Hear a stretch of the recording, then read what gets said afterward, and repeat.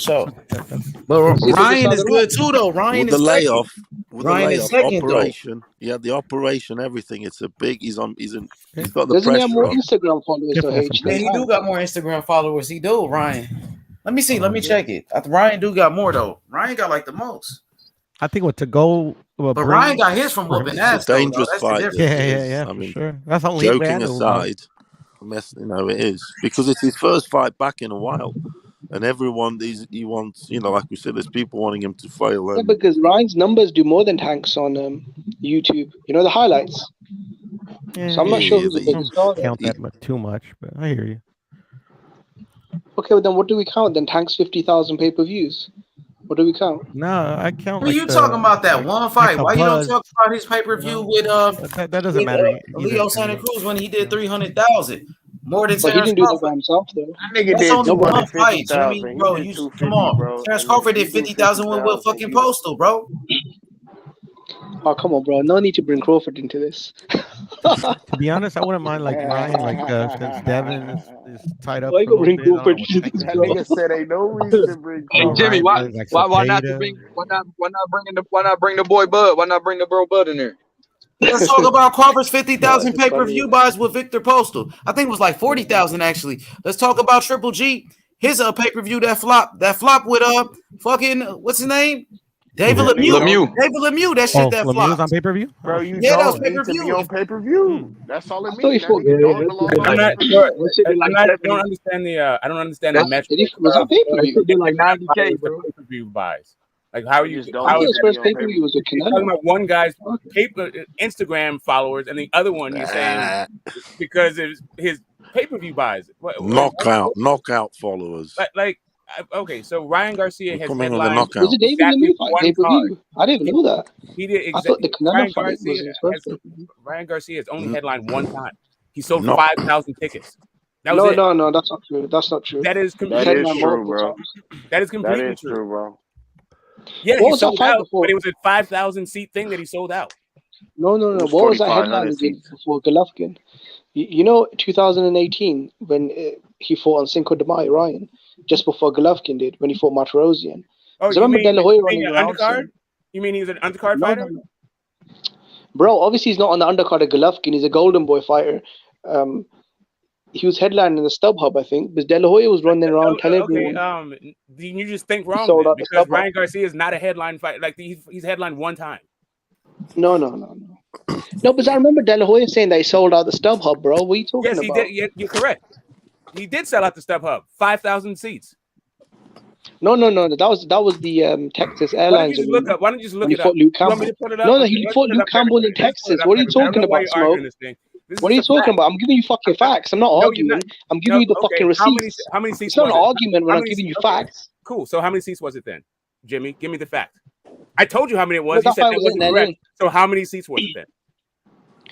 The Luke Campbell fight was in Texas, not LA. Okay, so I don't know what you're talking about. Okay, how many tickets did he StubHub sell? Center. How many tickets Okay, did he is a sell? StubHub Center in How many Texas? tickets did he sell? I don't know, man. I have Okay, no great. idea. Since you don't know, let me tell you. 5,000. Was that during COVID? Yeah. Restrictions. Absolutely, Yeah. it was during COVID. Okay, because I know StubHub it was 10,000. So all right, cool. But Smoke don't want to use those numbers in it because What you know. What are you talking about? He's headlined one fight. Oh yeah, then. I don't care No, what they sell and what they 2018. don't sell. I What I said, care about is But when who they else get did he in the headline ring. against? Tell Who's me the the other last fight he man headlined. standing? But I don't know, one of those bumsy Football fought, man. I figures. don't know, Okay, so man. which one was it? Let's How talk many tickets about the did he It was last sell? some man What are you fucking talking standing. bum, man. about? I I'm don't know. asking you for facts. Tell me what the fact is. You're disagreeing with me. So what is the actual? YB, you know in 2018, you know when the Golovkin rematch fell apart with Yeah, Canelo? 2018 was not Golovkin fought quarantine. Matrosian, right? The Friday before that, Ryan headlined the StubHub. I don't know who he fought though. Because I remember De La Hoya saying that Ryan was a bigger ticket seller in LA than Golovkin. And also, I mean, maybe you could say quarantine in January 2021. I don't think so. The quarantine is already over. They had I don't know, whatever you say, bro. I don't get it. Smoke, what's your point? What are you crying about? I don't get it. Do you not understand the He's conversation? crying because Ryan's coming back and We're he's talking about shitting popularity, himself. and Can I do? you're Hey, saying that Ryan has DC. all this popularity. He has all this popularity, but it doesn't translate to Well, I boxing. mean, all the media's out to watch him work out. I don't know, bro. That's You know, he's selling out We gonna arenas. see All this the week, though. media's out. do that for He's doing 19 million views on the zone. I mean, I don't know, bro. The receipts are on the table. What receipts? It certainly isn't. They're on the table. You have to look at them. Right. So how about this receipt? He sold 5,000 tickets in his biggest fight. Kingpin Ryan. Is this sold How's out? that YB? for a Is this receipt show for you? sold out this That's weekend? true, pal. Honda Center in Anaheim. Yeah, I remember. Is this weekend sold out? Right. Hold on. Let me go get a new receipt for Smoke. YB, are you going to the fight? Yeah. I'm here. I don't even like Ryan in Garcia. San Antonio Do you know right now. if I know it's- that Smoke dislikes Hell him. yeah, it's a big enough fight for So me for to that go reason- to, bro. Do you know if it's busy? If it's busy there? Yeah, well, your boy Joe was out there earlier, man. He said it was pretty busy. During the little what you call it, the little stage bullshit they had going on. My boy Age don't think it's stage. I think it's kind. When I watched this shit, I thought it was funny. I thought it was stage. Though. Is it big arena? Yeah, I have to be What honest, is bro. it? Yeah, it's That's the Alamo 10,000? Dome. It's where the Spurs play. It's like Oh, okay. yeah, it's where San Arena, Antonio yeah. Spurs play. The house of Tim Duncan and the Admiral. Awesome. Yep. Yeah. So That's I heard it's a awesome. lot. I heard it's a lot of tickets sold though. I heard it's not a complete sellout, but I heard it's pretty close. I heard it's like 14,000 tickets sold. So I can believe Yeah, it. so Might it's be, all you know, good, a isn't go. it? It's all good. yeah, it's selling good, and they And it's not to go selling the fight, is it? So nah, that's not Yeah, bad. tough sell. no, that's not With to go. Hell with no. no disrespect Most to people him. don't know. Most people don't know to go. Definitely. That's what I'm saying, isn't it? I mean, so it's not bad business then. And to be honest, to go's a little dangerous, you know, like he's trying to, you know, like make a name for himself. You know, Ryan's like the perfect fighter if he could beat him. I mean, long layoff, everything. I mean, I'm like going, Yeah. we all say knockout. It's a long layoff and the operation. Yeah, I don't know how it's gonna go. I You mean, know, so it's you Ryan's never already know. beat, you know, a boxer that's better than this dude, you know, in my opinion, you know. But you know, yeah, all the layoff can be an issue, you know. We shall see. Don't Smoke. Okay, basically he fought. Listen, Smoke. He fought some guy called Jason Velez. All right, and this was Friday the 4th of May 2018, StubHub Center, bro, on ESPN. He sold it out. So there's another receipt. So shut your bitch ass up. He fought who? Who did you say you just fought? Jason. He fought Jason Velez. Jason Velez. All right, cool. So At the Jason StubHub Velez. Center. He sold it out. Yeah. Right. Okay. Because I remember De La Hoya running around saying that it's a sellout and he's a bigger ticket seller than Golovkin. And StubHub holds, I think, 9,000 or 10,000. Right, cool. Hell yeah, man. Okay.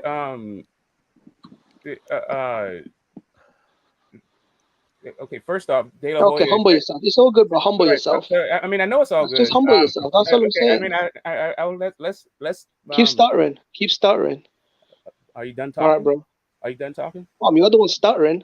Are you done talking?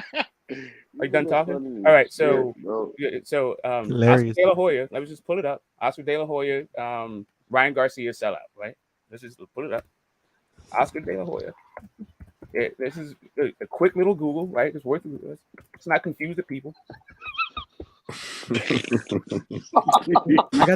I got 20% of the sales too of that fight too, man. So I was Hey, happy. bro, niggas funny as shit. Smoke, you typical Washington lad, you are. And you would know, right? Well, that's Angola, right? You're So from here we go. Washington, Yeah, aren't here we go.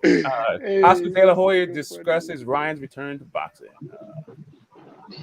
That's not That it. nigga Smoke funny as shit, bro. Let's just pull it up. So anyway, YB, let's get back to something relevant, innit? Like Smoke's just rambling. So are you at the event right now? Where is it based? The fight? Okay, so I'm driving right now, bro. I'm still riding out. But I'm about 5. I'm in San Antonio now. I'm just about to get to my room. San Antonio. It'd have been badass if it was in TJ again there, YB. That nigga Jimmy keep asking, bro. Huh? So I said it would have been dope if it was in Tijuana, bro. The fight. Oh shit! Hell yeah, bro. hey, H Money, can you share the screen? That's my boy, bro. Yeah, can Man. you H when you get back, can you share the My screen boy so we can Steve. look at Ryan Garcia That's the sold only out one I fight? really know. Talk Got about some how Chavez, popular man. he is because his fight sold out. Can we do that? Smoke, why do you care so much? Why does it affect you so much? Listen, Like, does it bother you? This is how I am. I don't like for bullshit to go unchallenged. Okay, he sold out an arena. Why is that so Okay, shocking? yes, he did sell out A an arena. popular How many fighter tickets sold was out an that? arena. And how many tickets was Has that? that never been And how done many tickets before? was it, Jimmy? Huh? And how many tickets was? How many seats was it that sold out? So anyway, YB, what were you saying, bro? Yeah. Okay. There you go. I think this weekend the hardest bloody fight to call is that Fandora Lubin fight. Honestly, I don't know what it really is a tough Lubin one. is gonna break that guy, man. But I just still don't know what. I'm not sure. I don't know where Lubin's at this stage. And you got the young Rich, what dude do you think wanting about it, so I don't know. It's a tough one, that because one to pick. yeah, bro, I didn't hear your opinion because everyone was going back and forth at that time. But what your opinion on Gary Tank? O'Sullivan was the headlining for that When Tank? that card, also, just so you know. No, it's not. I looked on Box Rec, it wasn't. So you're Yeah, lying. but Box Anyway, Rec doesn't keep Rich, it in like the I was same saying, order. bro, What you should do is look what at do you think about actual Tank's tweet card. saying That's that the the media problem. hyping up Box Devin? Rec is not He's not the real league. champion. Okay. What's your thoughts on that? All right, just so the people don't come away from these streams thinking things that are true that aren't, right? So we want to get the information correct. So you I just looked at the understand this. Box Rec, So right? you And Ryan understand. was I headline. got it. I Spike understand that. O'Sullivan, an I Irishman, was understand okay, that, bro. okay, bro. Listen, If you say so, I hear bro. you. Hold Spike on, O'Sullivan. Jimmy, bro. Just He let calm you down. bring your receipt. Let him bring Yeah, his receipt. just Jimmy. calm down. If you look at Box Rec, right? Sometimes they don't put the fights in the correct order, right? If you look at for the Dominic Wade fight, it looks like somebody else headlined that fight, not Triple G. That for by way of for instance, like right off the top of my That's head. unbelievable, though, bro. Spike I understand, O'Sullivan Scott, but headlined the card, and Ryan Garcia fought in I'm not Spike asking you to O'Sullivan's believe anything. undercard. I'm not asking you to Come believe on, it. bro. What I'm telling you to A do guy is that doesn't even sell in Ireland is going to go to Los Angeles, so Ryan Garcia can fight in his undercard. Come on, man. Okay, so anyway, Jimmy, that's a good point. Right. So what you should do is look at the actual official card from the release for that card, and you'll see who the headliner is, not Box Rec.